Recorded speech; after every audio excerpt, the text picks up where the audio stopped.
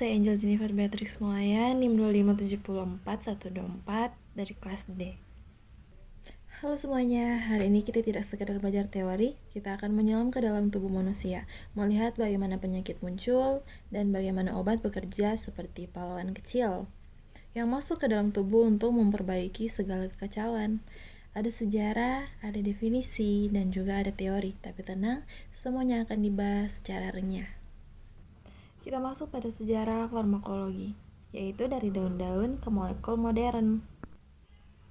Sebelum ada tablet warna-warni, manusia sudah lama bereksperimen dengan alam. Mesir kuno pakai lidah buaya untuk luka, Tiongkok pakai ginseng, dan Yunani pakai opium untuk meredakan nyeri. Lalu manusia semakin pintar. Pada abad ke-19, obat mulai diambil intinya, contohnya morfin dan opium. Dan yang kedua, lanjut ke era modern. Teknologi tidak hanya mengekstrak, tapi menciptakan obat. Farmakologi berkembang dari ramuan dapur menjadi ilmu yang super detail tentang obat. Kita masuk kepada sejarah patologi, yaitu dari tebakan ke mikroskop. Dulu, penyakit dianggap kutukan atau kesialan.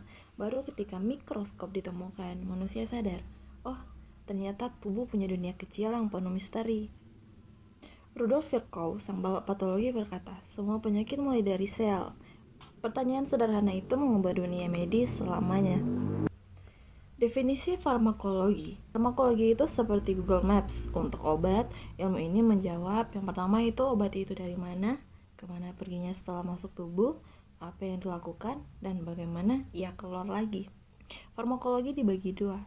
Yang pertama itu farmakokinetik, yaitu perjalanan obat atau masuk, muter-muter, diproses lalu keluar. Dan yang kedua itu farmakodinamik, yaitu efek dan reaksi obat atau apa yang obat lakukan ke tubuh. Dan berikutnya yaitu definisi patologi. Jika farmakologi mempelajari tentang obat, patologi mempelajari tentang kerusakan. Ilmu ini melihat apa yang berubah ketika tubuh sakit, yaitu seperti yang pertama organ berubah, sel rusak, dan fungsi menurun. Ibaratnya patologi adalah detektif yang mencari penyebab dari segala penyakit. Kita masuk pada teori penting dalam farmakologi, yaitu yang pertama teori reseptor. Obat tidak bekerja sembarangan, ia hanya cocok pada kunci tertentu. Jika cocok, efek muncul, dan jika tak cocok, obat cuma lewat tanpa salam. Dan yang kedua, teori dosis respons. Dosis kecil, efek lembut, dosis besar, efek kuat. Tapi kalau kebablasan, ya jadi racun. Dan yang ketiga itu efikasi dan potensi. Yang pertama, efikasi, seberapa hebat kemampuan obat. Dan yang kedua, potensi, yaitu seberapa sedikit dosis yang dibutuhkan. Kita masuk pada teori penting dalam patologi, yaitu yang pertama, germ theory. Louis Pasteur dan Robert Koch membuktikan penyakit itu punya pelaku, dan pelakunya sering berupa bakteri, virus, atau jamur.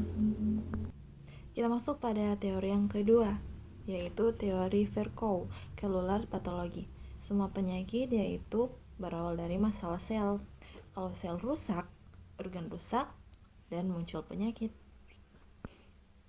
Dan kita masuk pada teori yang ketiga, yaitu inflamasi. Saat tubuh marah, muncul 5 tanda, yaitu yang pertama, merah, panas, bengkak, sakit, dan gangguan fungsi. Kita masuk pada hubungan farmakologi dan patologi. Kalau patologi menjelaskan apa yang rusak, sedangkan farmakologi memberitahu bagaimana cara memperbaikinya. Patologi yaitu detektif, sedangkan farmakologi yaitu mekanik yang memperbaiki, dan tubuh yaitu tempat kejadiannya. Keduanya bekerja sama agar manusia tetap sehat. Dengan memahami dua ilmu ini, kita tidak hanya tahu obat itu apa, tetapi mengapa tubuh butuh obat, bagaimana penyakit bekerja, dan bagaimana menjaga diri dengan tetap bijak. Terima kasih dan semoga penyuluhan singkat ini membuka pintu rasa ingin tahu yang baru. Dadah.